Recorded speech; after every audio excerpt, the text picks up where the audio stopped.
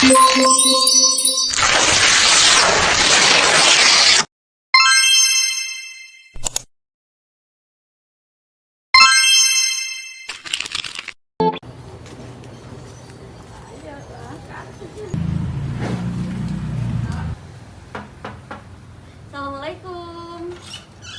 Waalaikumsalam. Bisa saya bantu, Mbak?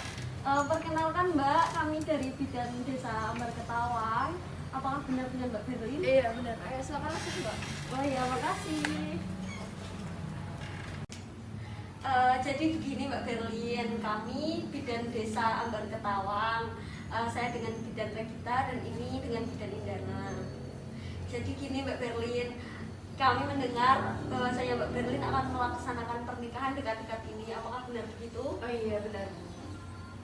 Jadi Mbak Berlin, kedatangan kami kemari ingin menyampaikan konseling pranikah. Jadi apa-apa saja yang harus disiapkan menuju pernikahan. Apakah Mbak Berlin bersedia? Iya, saya bersedia. Baik.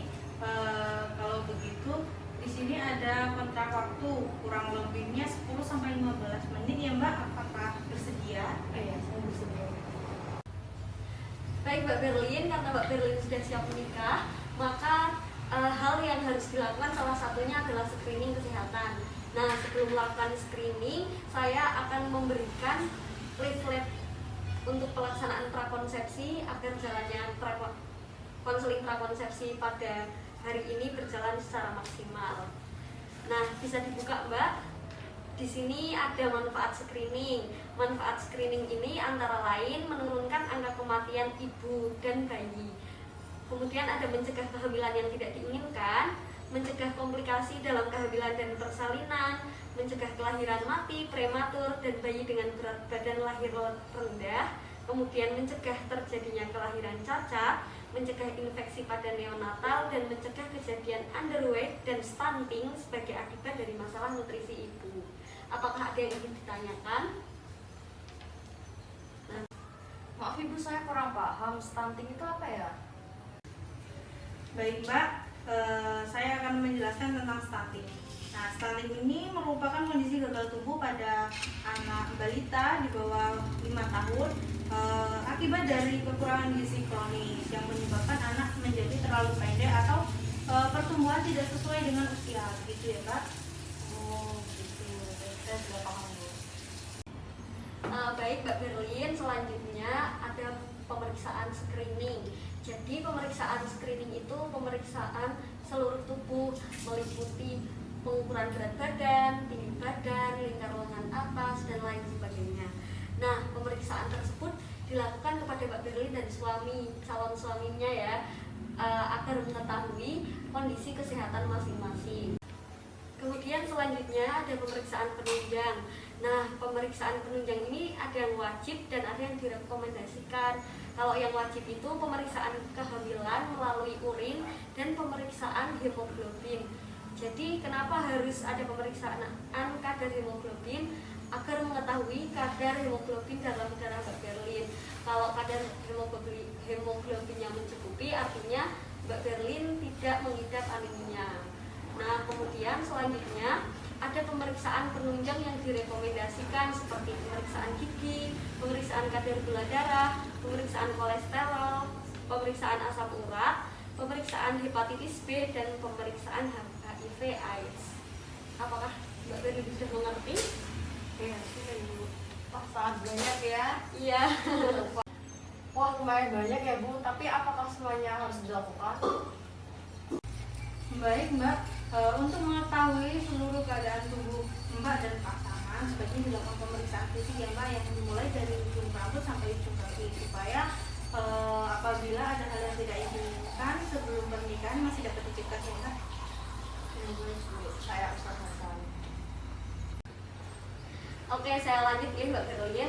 Jadi untuk selanjutnya itu ada pemberian suntik TT atau tetanus toxoid. Nah, suntik ini itu memang diberikan kepada orang-orang menjelang pernikahan. Nah, suntik ini berfungsi sebagai untuk lebih kebal dari infeksi tetanus tersebut. Tetapi suntik ini diberikan hanya kepada wanita.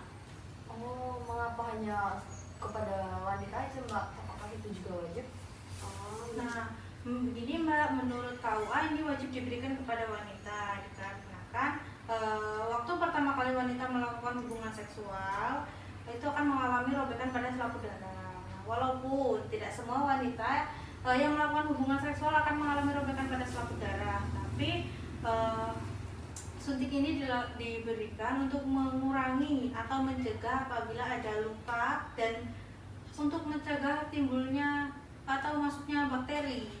Jadi suntik TT ini dilakukan, begitu Mbak. Oh, baik Bu. Lalu suntik TT ini kapan dilakukan ya Bu? Nah, begini ya Mbak, suntik TT ini dilakukan 2 minggu sebelum pernikahan. Nah, suntik TT ini ada 5 kali suntik Mbak. Yang pertama yaitu dilakukan 2 minggu sebelum pernikahan. Lalu yang kedua dilakukan 1 bulan setelah pernikahan. Lalu suntik TT yang ketiga ini dilakukan 6 bulan setelah suntik TT yang kedua. Lalu yang keempat, suntik TT ini dilakukan 1 tahun setelah suntik TT yang ketiga. Dan yang terakhir suntik TT kelima itu dilakukan 1 tahun juga setelah suntik TT keempat. Begitu. Oh, banyak sekali ya Bu suntiknya. Iya Mbak, jadi suntik tetanus ini untuk melindungi tetanus tersebut dari untuk jangka panjang. Jadi insya Allah nanti ketika setelah menikah dan insya Allah juga untuk bayinya Mbak Berlin nanti juga terhindar dari tetanus. Oh gitu, baik Bu. Baik Mbak Berlin, apakah Mbak Berlin pernah mengkonsumsi obat-obatan tertentu? Jarang Ibu, mungkin kalau pas merasa pusing aja saya minum paracetamol. Oh, baiklah kalau begitu. Nah, saya akan mengedukasi mengenai konsumsi obat asam folat. Jadi, asam folat yang akan dikonsumsi wanita untuk persiapan pernikahan itu memiliki manfaat untuk mencegah NTD atau neutral tooth defect dan untuk mencegah juga berat badan bayi lahir rendah ketika nanti di masa melahirkan. Asam folat itu diminum pas kapan Bu? Nah, begini Mbak, asam folat itu apabila mbaknya sudah merencanakan kehamilan, asam folat itu diminum 2 bulan sebelum pernikahan ya Mbak. Oh, itu diminum setiap hari Bu? Iya Mbak, setiap hari 1 kali, bisa diminum pagi, sore, siang, ataupun malam. Nah,